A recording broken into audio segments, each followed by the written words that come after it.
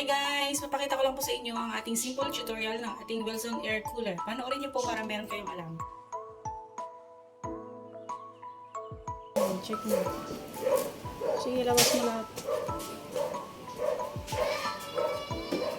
Ayan.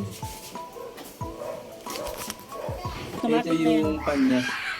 Automatic na yan kung high, medium. Ito, yung pag na-swing to. Kumbaga sa ventilador, 1, 2, 3. Hindi na nalagyan tayo. Ang tubig ito. tsaka dito rin. Lalagyan din tubig. Ito yung paa niya ha. Kakabit mo yan. Tulong. Tapos itong bote, 6 yan. Hindi mo ilalagay lahat yan. 2 lang. Dalawa lang. Oo, 2 lang. Dito. Tapos lagyan mo ng unting tubig. Tapos dito rin tubig. Okay, yan siya. Oo. Tubig Ito. din. Akin yung bote. Ito lalagyan, may parang powder siya sa loob, huwag mo itapon. Lagyan mo lang siya ng tubig. Ito na yung pinaka-yellow niya, lagyan mo sa freezer. Ayan. Tapos ito, lagyan mo rin ito ng tubig. May level naman yan kung gaano ka taas yung tubig, tsaka kung ubos na, makikita mo naman. Magre-refill ka na lang. Tsaka mas maganda kung mineral ang ilagay para iwas lumot, Lumot. para hindi naglulumot. Alam mo naman yung tubig natin, madumi. Mineral lang ilalagay. Pwede ito subukan natin. Oh, sige, testing lang. Ano lang naman. Ayan.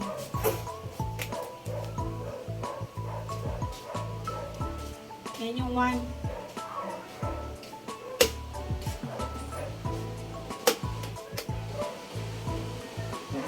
Yan yung 3. Ayaw pa lumili ko siya. Oo, mag-i-swing. Parang sa aircon din may swing.